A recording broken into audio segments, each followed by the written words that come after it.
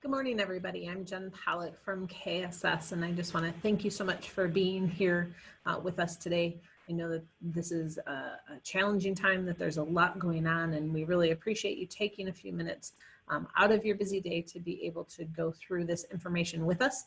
I do also have Andrew Harris from KSS. He's a sales consultant out of our Lansing-Jackson area on the call with us today, as well as Grace Hernandez, who is a sales consultant for us out of our Kalamazoo area, and Ed Stasiak, who is the president of KSS. And they'll be available to answer some questions for us at the end if there are any that we need to do, and hopefully there will be, and we'll have some discussion at the end as well.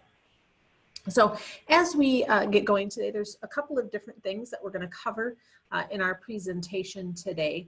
The first, we'll talk about the Michigan Safe School roadmap and kind of the cleaning requirements, PPE requirements, different things as it regards to that and to the safe opening of schools. And then secondly, we'll be talking about some reopening suggestions, some information that we have taken from some of our different districts that we work with, some of our customers, and put together some recommendations for you there as well. So just to get started, I'm going to take just a couple of minutes and talk very briefly about COVID-19. I think that over the last few months, we've all learned a lot about this virus, but I think that there still is a couple of things to have as a point of discussion. First, is COVID-19 and coronavirus the same thing, one and the same thing? And truthfully, that answer is no. COVID-19 is a strain of coronavirus, but it is not the only coronavirus. It is actually the 7th coronavirus that is known to pass from animals to humans. There are actually a large number of coronaviruses in the animal world, but this is the 7th one that passes from animals to humans. 4 of the coronaviruses that have been identified are mild. They cause respiratory tract infections, common cold, those types of things. 2 of them are a little more well-known coronaviruses. We had SARS in 2003 and MERS in 2012. Since that time, there's not been a lot of discussion about either of those coronaviruses, but they were some of the more dangerous ones. And now we have COVID-19. Another point of discussion about COVID-19 as well is in regards to testing. As you have employees coming back to work, as you have staff coming back to work, as you have students in your facility. For us at KSS, as a distributor with over 100 employees that we work with on a day-to-day basis, it's important to know about the different types of tests. And the first is a viral test. The viral test you go and get if you have symptoms of COVID-19, if you've been in exposure to somebody who has COVID-19 currently, you go and you get a viral test, and it tells you if you have current COVID-19 infection. The other type of test, however, is an antibody test. And the antibody test can tell you if you've had a past infection of COVID-19. But I think it is important to note, however, that there is a chance that a positive result on an antibody test could mean that you're testing positive for antibodies to a different type of coronavirus, such as the common cold. So just that you have a positive antibody test does not necessarily mean that you are positive for having had COVID-19. It does mean that you are positive for having antibodies to a type of coronavirus, which again, COVID-19 is one of 7. So just kind of an important note of clarity there for all of us. As we're talking today and going through the information, we do talk about different phases. Those phases come from the Michigan Safe Start Plan and the Michigan Safe Schools Roadmap. I'm sure it's documents that you're becoming very familiar with, put out by Governor Whitmer's office. In stages 1 through 3, we don't have in class learning. That's where we were this spring. So today, for a point of conversation, we're really going to be talking more about phases 4 and 5, where in-person learning does resume with different requirements based on the phase. And then, of course, phase 6 would be post-pandemic, and where we all hope to get to sooner than later. So one of the important parts of that Michigan Safe Schools roadmap does address PPE and the proper usage of it. Obviously, as facility staff, there's been usage of different types of PPE for a long time. Maybe we've been good about wearing it, maybe we haven't, but it's really important to know what is required to train on the different types of PPE, to make sure that you have policies that are in place, that are implemented, and that you have PPE available. So in level 4, it requires that all staff that are doing cleaning activities must wear gloves, a surgical mask, and a face shield. So that doesn't necessarily mean only custodial staff. It could mean if you have teachers that are doing some cleaning in their classrooms on a larger scale, like the whole classroom, those kinds of things, that they're in a cleaning activity, so they need gloves, a surgical mask, and a face shield if we open in phase 4. Other types of PPE, facial coverings must be worn by all staff, except for meals. They could be homemade. They could be a disposable level 1 surgical style type disposable mask. Facial coverings must be worn by pre-K through 12 students, staff, and bus drivers during school transportation, in the hallways, in common areas such as cafeterias, except for during the actual meal time. Facial coverings must be worn in classrooms by all students in grades 6 through 12. And in the lower grades, K through 5, they must wear face coverings if they're moving between classes and things. But if they're remaining in their class throughout the day with the same students, they do not have to wear face coverings. Pre-K and through 5 and special education teachers should consider wearing clear masks. That would be a mask where the front is clear and open so that students can see their lips. And I'll show you a picture of that here in a minute. So when it comes to different types of face masks, I put some pictures off to the side there for you to show some. I do show that clear mask that we were just discussing. It's important to know the types. A disposable mask, also called a level 1 mask, also called a level 1 surgical mask, can be worn by staff. It can be worn by students. It's disposable. It's relatively loose fitting. It's really meant to protect you from large droplets and also protects others against the person who is wearing it. A cloth mask is reusable, it's launderable, it can be a purchased cloth mask, it can be a homemade cloth mask, can be worn by staff or students.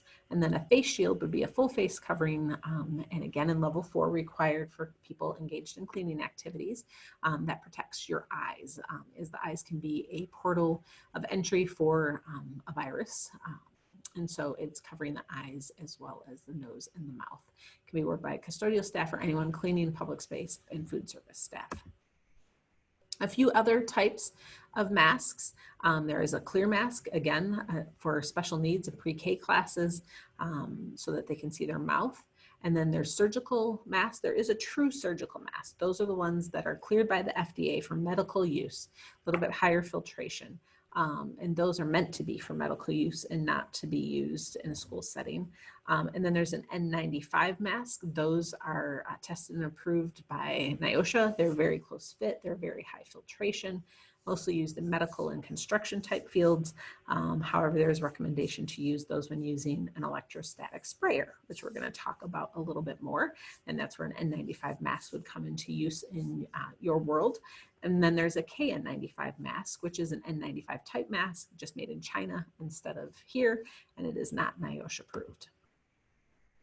So when it comes to PPE and putting it on and taking it off, or donning it and doffing it, as it is called, I'm not going to spend a lot of time going through, each step, but there is one thing that we kind of see that happens, or doesn't happen, that I should say, that is important that we want to talk about. And really that's as you go to reach for your mask, as you go to reach for a clean pair of gloves, make sure that you've washed your hands for 20 seconds or that you've used hand sanitizer first, because otherwise there's the possibility that you could contaminate that clean item that you're going to be putting on. So you want to make sure you're washing your hands or using hand sanitizer. And then again, when you remove those items, because now you've touched a contaminated item to take it off, that you're washing your hands or using hand sanitizer after you take it off. So beyond PPE, it of course then gets into the cleaning portion of it. And cleaning, sanitizing, and disinfecting are oftentimes used interchangeably, but they certainly do mean different things, especially I think in news and and other media type situations, it's kind of used interchangeably. However, cleaning is really removing the germs, dirt, impurities from surfaces. You're using a surfactant. You're cleaning. Something is visibly soiled. You are cleaning it to remove those germs and to improve that surface. Sanitizing lowers the numbers of germs on surfaces or objects to an acceptable level as judged by public health standards or requirements. You can reduce up to germs and bacteria up to 99.9% while you're sanitizing. However, you're not completely eliminating all of the germs and bacteria. And then there's disinfecting, and disinfecting kills germs on surfaces or objects. You use an EPA registered disinfectant. You have to know what pathogen it is that you're trying to kill. Obviously, in this situation, a lot of COVID-19, but it could be flu, it could be norovirus, it could be other types of things like that. And then you also have to know about the dwell time, or how long the surface needs to stay wet for that to be effective. And we're going to talk more about that as well here in a minute. So when it comes to those kill claims, products are on a list N of emerging, EPA approved emerging pathogens list for SARS-CoV-2, which is also COVID-19. And a product on that list is said to be effective against COVID-19. Now, we've had a lot of people over the last few months say, well, I need a product that kills COVID-19. And until a couple of weeks ago, there was nothing that we could say actually kills specifically COVID-19.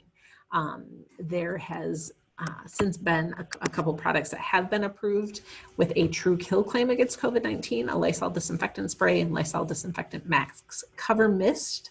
But until then, the EPA was saying this is an emerging pathogen. We don't have all the testing to say this is what kills it. However, we recommend these products because they kill very similar type viruses. This virus is very susceptible to cleaning and disinfecting and things. And so this is what we say you should use. So still, best bet is to use anything on that EPA emerging pathogens list, or now there's those two products with an actual kill claim against COVID-19. And I am sure that there are more to come in the future. So dwell time, when you're looking at the product that you're choosing, you have to look at how long that surface needs to remain wet for it to be effective. And most of the products are on that EPA list for COVID-19 have a dwell time of 2 to 10 minutes. So somewhere in that range of 2 to 10 minutes, depending on the product that's being used, how it's being applied, and those types of things. That surface needs to stay wet for that amount of time for it to be able to properly do what it is supposed to do. Proper usage is also significantly important when it comes to your disinfectant.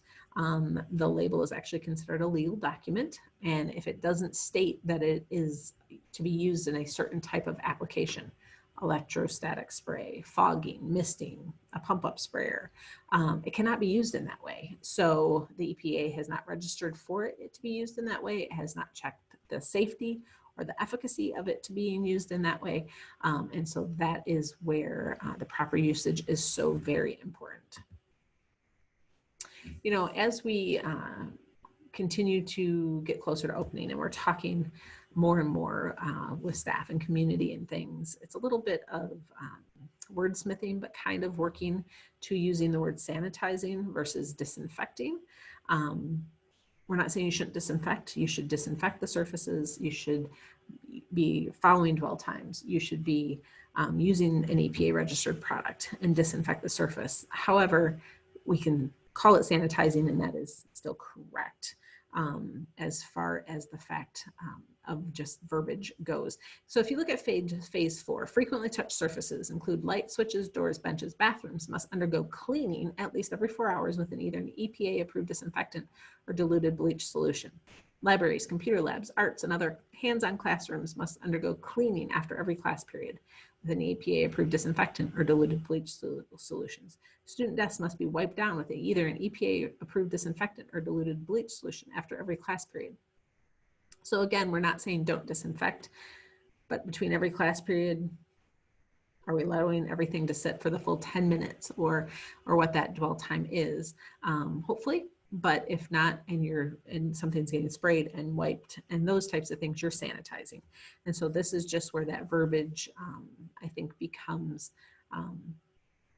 a helpful thing to be talking about and using. And really, most people don't understand or know the difference between them at all. And to talk a little bit more about the bleach comment that is in there from the Safe Schools Roadmap. If you're going to use bleach, it is a two-step process. First, you must clean. Then you can use your properly diluted bleach solution. Disinfectants can have some surfactants in them to help with the cleaning first, where bleach does not, and it has to be cleaned before you can bleach. You know, so throughout all of this, we're really talking about cleaning for health and not for an appearance. And that's going to be a shift of mindset. That's going to be something that is different than how perhaps we've cleaned in the past. You know, you walk into a facility and there's pride because the floor is swept and the trash is empty and the floor is shiny because you've stripped and re-waxed and things like that. And that now needs to be a different mindset. The focus of the custodial staff will be different than what it was in the past. We're going to shift what they're doing during the day, which means an adjusting of the value systems. The carpet may not look quite as clean as it has in the past. However, we're focusing our time on cleaning and disinfecting those desks, those high touch points, and those types of things. Staff will need to do less maintenance type projects, less dusting and vacuuming, more intermittent cleaning, less non-cleaning tasks. We hear all sorts of things that custodial staff is asked to do, and the focus needs to be away from some of those extra tasks and more to the cleaning that needs to be done so regularly. So in looking through the Safe Start roadmap, the Safe Schools roadmap, there's 5 types of cleaning procedures that we have identified as necessary to kind of meet all of these different requirements. The first is high touch cleaning. The second is intermittent cleaning, deep cleaning, contamination cleaning, and then finally personal space cleaning. We're going to take a couple minutes and just talk about what all of those different things mean. So first with high touch cleaning, I think obviously looking at all of those areas that need to be hit frequently and often. In level 4, it says frequently touched surfaces include light switches, doors, benches, bathrooms, must undergo cleaning at least every 4 hours with an EPA approved disinfectant. So let's first talk about that. If we're in a standard school day of 5 to 6 hours, that really means once during that school day, you need to be hitting all those high touch frequencies when there are students, staff in the building. At the other time could be before or after, but it's once, if we're doing it every 4 hours, that it has to take place during that school time. And level 5, those frequently touched surfaces should go from a must to a should undergo the cleaning at least every 4 hours. And then one of the things that's not a requirement, it's not even in the guidelines, but that we recommend in conversations that we've had with other people and how are we going to accomplish all of these things in such a short period of time, is closing or limiting the use of all single-use or classroom bathrooms. It just gives you less high touch points to have to clean, less bathrooms to have to deep clean, and that type of thing so that you can use those energies and efforts elsewhere. We do have a cleaning disinfecting checklist, kind of hit some of the high points in a school. And so when we are done today, we will be sending out the recording. I will be sending out a link to different resources, and this will be one of the resources that is included for you as well. So the second cleaning procedure is intermittent cleaning. So that requirement to clean with a specific frequency intermittently throughout the day. So spraying and wiping, sanitizing those surfaces with a List N EPA approved disinfectant. And level 4, libraries, computer labs, arts, other hands-on classrooms must undergo cleaning every class period with an EPA approved disinfectant. Student desks must be wiped down with an EPA approved disinfectant every class period. And then in level 5, those become strongly recommended instead of a must. So in level 4, it is a requirement. In level 5, it becomes strongly recommended that those things take place. So a suggestion, there's, you know, both sides to this one, but a suggestion is to, of course, engage teachers and having them help to clean desks between every class period. That being said, though, there is some things that would be necessary if we're having teachers clean their classrooms and clean every desk. They must be trained on how to use a product. They must have PPE. In level 4, that would be a mask, a face shield, and gloves. They must have supplies. We recommend like a ready-to-use EPA-approved disinfectant, a disposable paper wipe, such as a kitchen towel, to be able to do that. We have a teacher's cleaning kit, if you will, that we can recommend and have put together. So to say, here's the products that are needed if you're going to be working with teachers to have them clean. That level 3 is deep cleaning. It's that top-down total surface routine cleaning. Obviously something that won't be taking place quite as frequently as it has in the past. It's cleaning all surface areas except for the ceiling according to the standards with an EPA-approved disinfectant, adhering to the product dwell times. This happens when the areas are empty, such as evenings and weekends. It could include pump-up sprayers, electrostatic spray cleaning with an EPA-approved disinfectant there, but this is your total cleaning of space. There's contamination cleaning. Unfortunately, no, at some point we're going to have to deal with this situation, that there'll be somebody who has a positive COVID-19 case, that there is contaminated area that needs to be cleaned. So the recommendation is to close off contaminated area for 24 hours before cleaning, if that is possible, to open all the windows and doors, to make sure your proper PPE is worn at all times.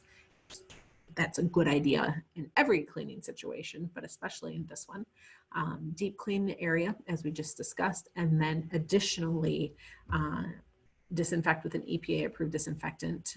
In addition, use an electrostatic sprayer or a mister, adhering to those product dwell times to make sure that we're doing all that we can say this is the things that we've done to clean this contaminated space.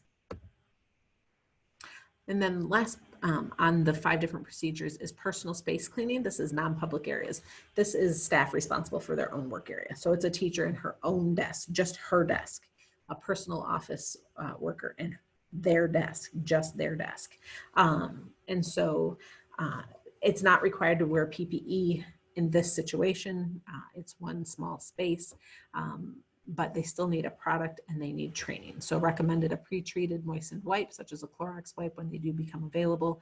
We also have some chemical wiping systems to make moistened wipes that are very, very effective, or to use a spray bottle and a disposable paper wiper. A few other guidelines that are in phase 4 that we wanted to make sure that we highlight and talk about real quickly today is that playground structures must continue to undergo normal routine cleaning. Using an EPA-approved disinfectant is unnecessary, however, and that's right out of the state roadmap. You know, this is a virus that is, according to the CDC website, very responsive to sunlight, to heat, to temperature, to kill it. And that it doesn't last on surfaces as long in those types of situations. And it's so to have playground equipment that is outside in those elements, it just needs to be cleaned. It does not need to be disinfected. All sports equipment must be disinfected before and after use. A little redundant, that is before use and after use, but this would probably be best achieved, again, with a wiper of some sort and a ready to use type situation, that someone walks up, wipes down a piece of equipment, uses it, wipes it down again, and that type of thing. So before and after every use. And then buses, which is a whole nother animal all until itself. But buses must be cleaned and disinfected before and after every use. We are working with MAPT to put together a seminar for transportation departments. Hope to have that something that we can present soon, working with them to get the date and the time to do that. So, but additionally, having a bus cleaning kit, like we did a teacher cleaning kit that has the PPE, it has a ready to use disinfectant, paper wipers as well. And, you know, one of the questions that we had when we did this presentation for MSBO last week was, I can't have a bus driver wearing a face shield. Definitely not when driving a bus. So while driving a bus, the requirement is for them to have a mask. The face shield is just a requirement when they're doing cleaning activities, but just for clarification, not when driving the bus. Also too, for deeper clean on buses, there could be electrostatic spraying, misters, pump-up sprayers, and those kinds of things. And in phase 5, the required portions of the guidelines become recommendations. Talk real quickly about the tools for disinfecting. There's a wide variety of tools, of course, to use to apply disinfectant. Some more effective than others, some more readily available than others. Just different areas to use them in. There's a spray bottle and a paper wiper. There's disposable chemical wipes such as a Clorox or other brand type of wipe. There's microfiber. You know, one thing about using microfiber right now is that if you are using it, well, anytime you use microfiber, is that you need to be looking at your color coding, making sure that there's not cross-contamination, that your red is for your restrooms, your green is for your food service, your blue is for your classroom, and those types of things.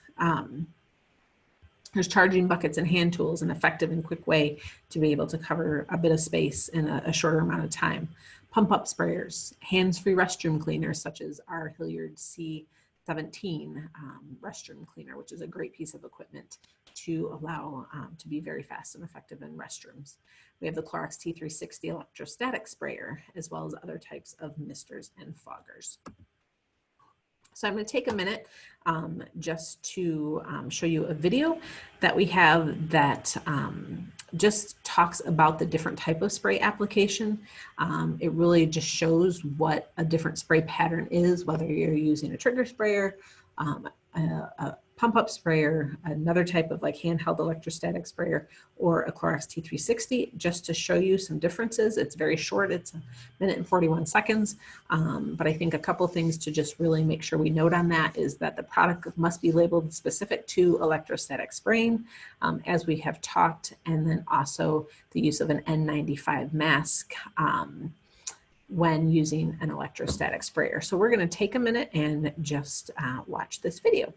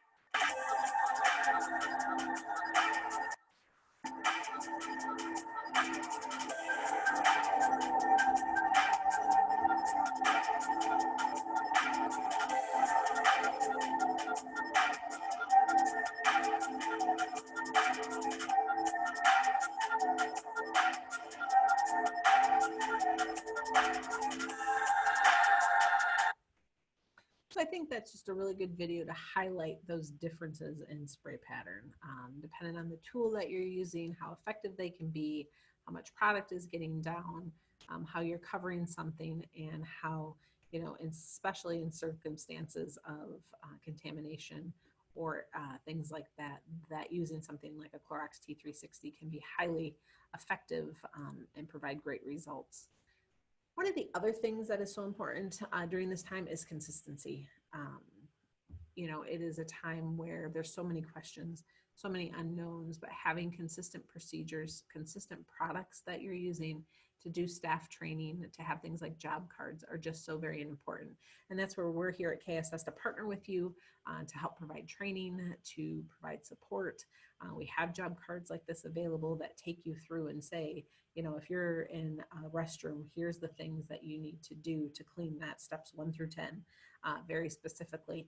And, you know, the job cards are nice for the fact that, you know, you might be at a time where you have subs going between buildings, or, you know, perhaps an area has to be closed because someone's been ill, and you have staff that needs to go into that area or whatever. When you have these types of job cards and these consistencies, when a custodian can walk into a supply closet, whether it's in a building they're normally in or it's in a different one within the district, and they open it and they know I am using this product for this type of procedure or this type of cleaning, that's so key, that there's no confusion about which product. I've never seen this product before because I'm in a different building. And so having those consistencies and having things like job cards are a great tool, and we are happy to be here to help support you with training and with tools like that.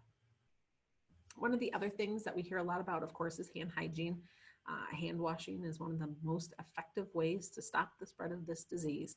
It is highly susceptible to soap and water to kill it and to get rid of it on your hands and things. So hand washing, 20 seconds, singing happy birthday twice.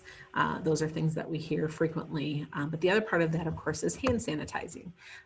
With a hand sanitizer, there is alcohol hand sanitizer. The CDC recommends a 60% ethanol or ethanol hand sanitizer, 70% isopropyl hand sanitizer. The Michigan Safe Start School Roadmap requires the use of a 60% alcohol hand sanitizer. There, of course, is also non-alcohol hand sanitizer.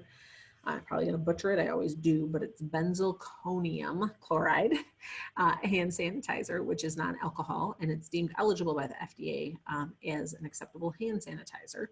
It's non-flammable, which is one of its greatest characteristics, as well as non-toxic if accidentally ingested. That being said, there's a lot of conversations about allowing, there's the requirement to have hand sanitizer on buses, but do you put a flammable liquid on a bus? Hand sanitizer. Michigan Safe Start School Roadmap says that they require the use of a 60% alcohol hand sanitizer. There is non-alcohol available. We just want to bring awareness to all of those different things, and districts will be having to make that decision because of what the state is requiring as far as that goes, but just to bring some discussion around that. As far as forms of hand sanitizer go, there's gel alcohol hand sanitizer, there's foaming alcohol hand sanitizer, there's foaming non-alcohol hand sanitizer, there's liquid alcohol hand sanitizer. There's a lot of varieties out there, and there's so many that have sprung up so quickly. When hand sanitizer was at a very short supply earlier this year, there was a lot of companies that started making it, and now we see a growing list every day of an FDA banned list of hand sanitizers. There are some that are using methanol, which is wood grain alcohol, which is very toxic and can make you very sick. And so it's really important when you are looking at hand sanitizer options that you know who you're buying it from. We work with very reputable companies. We are selling hand sanitizer that we've sold for a number of years and that we confidently believe in, that we know is a safe and effective product. And I think it's important to kind of note that because we recently ran into a district where a staff member had brought in some hand sanitizer thinking they were doing the right thing, and it was actually one that turned out to be on the FDA ban list. So there was that danger of the toxicity of the methanol. So just some things to be noting and to have some awareness of that. It's important that staff is using what you're providing to them and not bringing in their own product as well. When it comes to preparing your facility for hand sanitizer and things like that, one of the things that we're recommending is event stands. There are areas of your building that will need sanitizer, but not as frequently. An auditorium, perhaps the gymnasium, some areas that don't get used as frequently. And that's where we can have event stands, which are hand sanitizer dispensers on a stand that can be moved around the facility dependent on the need and the usage. It's important to have signage regarding hand sanitizer. The placement of hand sanitizer is important. We're going to talk more about that in just a minute. In level 4, systematically and frequently checking and refilling soap and hand sanitizer strongly recommended, and that changes to a recommended in level 5. So when we talk about that placement, we do have like a hand hygiene product and dispenser plan. This gives you an idea of where you need to have a dispenser for sanitizer, where you have an event stand, where you have a dispenser for hand soap, where you have a pump bottle of hand sanitizer, those types of things. And it's able to move you around your facility to look at what the different needs are. And we're here as a team to help you to be able to do this with you, to say this is what your facility needs and what your district needs. And so please call on us to assist with you in those ways. Another important part of healthy hand hygiene is hand towels, or the drying of hands, and how you do it can make a really big difference on whether you're having some good, healthy hand hygiene. Hand towels are shown to reduce the amount of bacteria on your hands by 77%. Just the friction being able to use against that does reduce contamination and bacteria on your hands after you wash them, where consequently jet air dryers spread up to 10 times more germs into the air, and they can go up to 10 feet almost. And so this is an airborne illness. It's one that we're working, like doing things like wearing masks to help prevent the spread of it in the air. And then we have things like air dryers that just greatly spread that into the air. And so that's where hand towels are something that really should be considered. So recently, to help stop the spread of bacteria in facilities, Governor Whitmer had banned the use of hand dryers in manufacturing facilities. It was in an executive order. That executive order has since been rescinded, and there is no current suggestion to ban them in pre-K through 12 education. However, all we're saying is, don't take everyone down and things. We know that there's expenses there, but however, have paper towel as an option and perhaps close them down for a period of time to help to reduce those risks. So now that we've kind of talked about the cleaning, about the phases and PPE and all of those kinds of things, we want to take just a couple minutes to talk about some school reopening considerations. These are things that have come from conversations with other districts, some of the things that they're looking at and considering doing during this time to reopen. Kind of looking at different areas. And one of those areas is the main entrance, having a visitor's kiosk when you come into the facility with hand sanitizer, to take their temperature, to have a mask. Highly note that all supplies are limited part of this. This is not meant to be your one-stop shop so you can come in and load up your pockets on things. It's really meant to help reduce the number of germs that are coming into the facility if someone comes in and doesn't have a mask with them, doesn't have something along that they need, and to use and encourage hand sanitization when they walk into the facility. To have signage posted about what to do if they're not feeling, about what they're to do if they're feeling ill, and to not come into the facility, and things like that as well. In the offices, visitors sign in. I'm sure that that's something that's in place already in your district, but to make sure that that is definitely being followed, to have plexiglass shields between the visitor and the office staff, floor markings to indicate social distancing, and some illustrated signage about what to do and not to enter if you're not feeling well. In your hallways, floor markings to distinguish walking direction and social distancing, if at all possible, to encourage students to go in one direction up and down the hallway, to have hand sanitizer stands at various hallway intersections, to have wall-mounted ones, to have signage about sanitization, social distancing, and those types of things. In classrooms, socially distanced work surfaces. Not a requirement, a recommendation to at least keep 6 feet apart, facing the same direction when feasible. I think it's the one feasible part that is important there. Requesting that all non-school furniture be removed so that there is more space to put desks farther apart in a classroom. No evening and weekend use of a classroom, and to have signage regarding social distancing available as well. In larger areas such as a media center, an auditorium, those types of things, have a social distancing layout that's specific to that room and to the usage of that room. Perhaps the facility needs to modify the use of a room for an academic purpose at this time if it's not feasible to follow social distancing guidelines. And a strong recommendation right now for outside rental and non-school use of those spaces to be temporarily suspended. We know that that's an income area sometimes for schools to be able to do some of those types of things, but just with everything going on, to recommend that that's not taking place at this time. Cafeterias, having students use hand sanitizer when they enter and when they exit, the eating area at lunch, to disinfect the tables between lunch periods, perhaps to have some physical barriers to increase the seating capacity. One of the things of note too is alternative seating assignment rotation for each lunch period. So let's say you have an area that's broken up into 2 areas, and the first group of students comes in and eats at the first area. The second group comes in and eats at the second area. When the first one leaves, it's cleaned and it's ready for the third group then to come in. So rotating them back and forth. If students are going to be eating in their classrooms, having some brute containers in the hallway. Obviously, those classroom trash containers are not meant for the large amount of trash that could be made and during a lunch period. So to have some brute containers in the hallway and have a staggered plan of getting the students out into the hallway to dispose of their trash.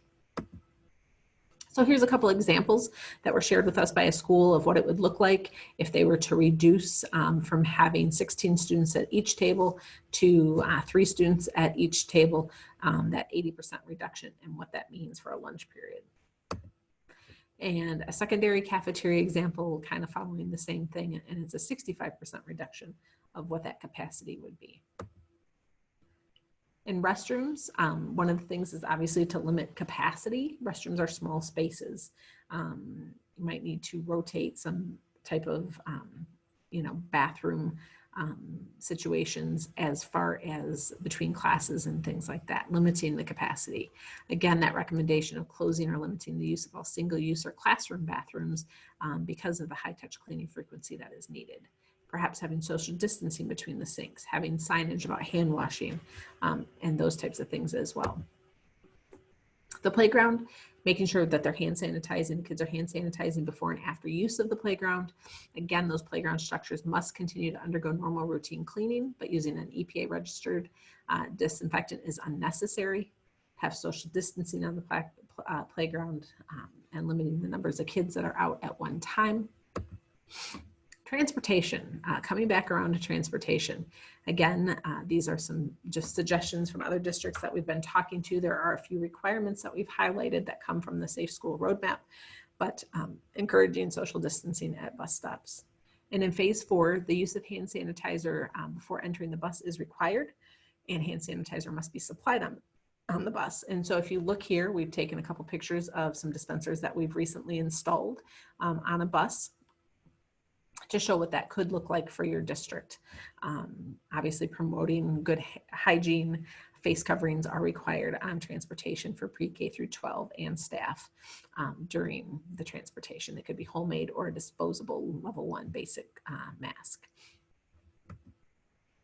Other things with transportation that we've been hearing is, of course, to run the normal routes with no out of district or within district transfer students, to have less capacity in the buses, to perhaps have children walk a little bit farther than they have been required to in the past to lower the number of people that need to use busing, to no longer have pickup at daycare centers that are not licensed by the school, then perhaps not have busing available for after school activities, and to mandate that students ride their own bus only, and then to perhaps move up start times in the morning to allow for more bus routes.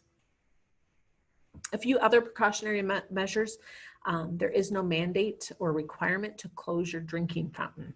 However, if you do choose to close your drinking fountain, you must provide fresh water in your facilities, such as a no-touch water bottle filling station, having kids bring bottles from home and then being able to fill them. We've also had the suggestion of having disposable cups available so that kids aren't trying to use it as a drinking fountain, the no-touch bottle filler as a drinking fountain, but to have some paper cups that are disposable and available. When it comes to HVAC, increasing ventilation, more frequent filter changes, talk with your HVAC professional about those types of things. There's different verbiage we've read about different types of filters way beyond our recommendation. So talk with your HVAC professional about some of the things that they're requiring or recommending.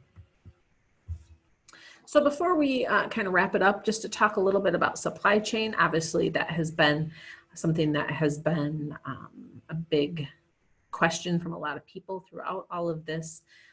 And really, for most of you, you order in a just-in-time fashion. We've worked with you to order in a just-in-time fashion to only have the products on hand that you need. And now definitely recommending that you change that mindset and go to having 1 to 3 months worth of supplies on hand.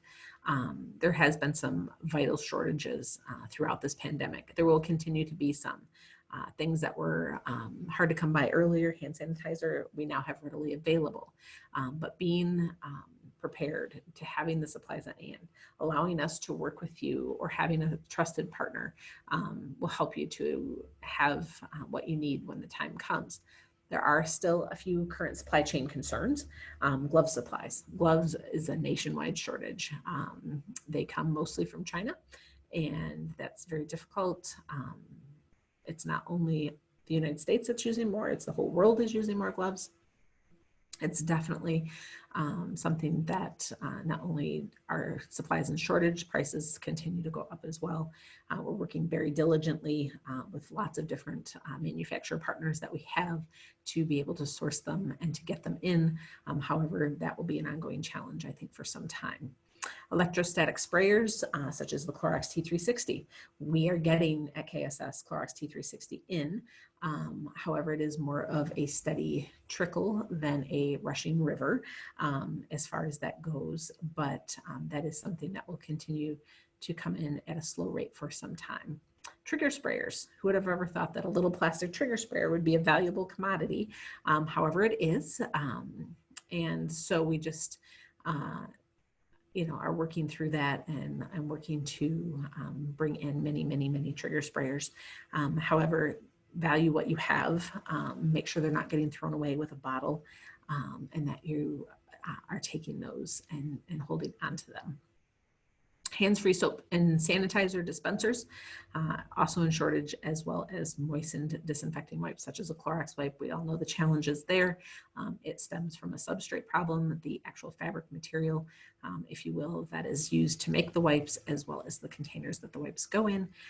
And that sounds like it will be an ongoing shortage for quite some time. So really looking at some alternative solutions. Like I suggested, we have some systems where you can create, if you will, your own disinfecting wipes using a certain specific type of wiper material, a bucket and disinfectant, or we also have some ready to use and some kitchen roll towel or other type of paper wipers as well. Some additional resources, signage. Signage is a very important part of all of this. There's so much about signage right now. So we do have a lot of resources available, some that are just free that you can print and download. When we are done today, I'll be sending you a recording of the presentation, as well as a link to kind of a repository of a hand washing poster you can download. Social distancing posters you can download, stopping the spread posters you can download. So if you have somebody in an office that can print those, laminate those, you can do that. If you would like assistance with some of those types of things, need a greater quantity, we are here to help with that as well. And then there are floor markings, everything from vinyl type stick-on ones that are available, as well as some a little bit thicker nap matting type ones. As well. And there's some public relation tools available too. So as we wrap it up, I think this is really a more and less type situation. As we go through all of this, there's more labor. Definitely looking at the requirements and things. More labor is something that is going to need to be talked about. There's more training, being able to train and have that consistency to make people comfortable in what they're doing is really important. More supplies and inventory. More leadership. It's a very challenging time. Morale can be very down. Having things that keep the morale up, that show what is being done is so important and so necessary. And having leadership to come alongside and to champion those things. And then also weekend cleaning. There's times when weekend cleaning might be required as we go through this as well. Less in-person meetings. Obviously doing a lot of things by Zoom. We've all learned how to Zoom very well in the last few months, but less in-person meetings, whether it be KSS training your staff, we can do it through Zoom. We can do it through, other types of technology. Less furniture in classrooms and break rooms, having less areas, high touch points to clean, as well as allowing people to spread out. And then less of those routine cleaning, such as the dusting, the vacuuming, the stripping the floors, the things that are done for appearance, and focusing more on those things that are done for health are all significantly important. I just want to thank you all so much for your time today. it is a really challenging time, and we understand that. And we are here at KSS to support you, to help answer your questions the best we can. Sometimes we have those answers and sometimes we have to find those answers. But we are here to assist and to be able to help. Again, I'm Jen Pollock. I'm the marketing director. My information is there and you'll have it. You can reach out to me and I can put you in touch with your rep if you are not sure how to get a hold of your rep. Otherwise, I would encourage you to reach out to them first. They're a great resource for you. And if perhaps you don't work with us right now and you would like some more information, or if there's some resources that we could provide to you, let me know and I can put you in contact with someone who would service your area of the state and be able to have them work with you too. So thank you again. I know that there were some questions that were popping up in chat, and we'll take a couple minutes and go through those. But we just appreciate all that's being done, and thank you for being here today. Thanks again.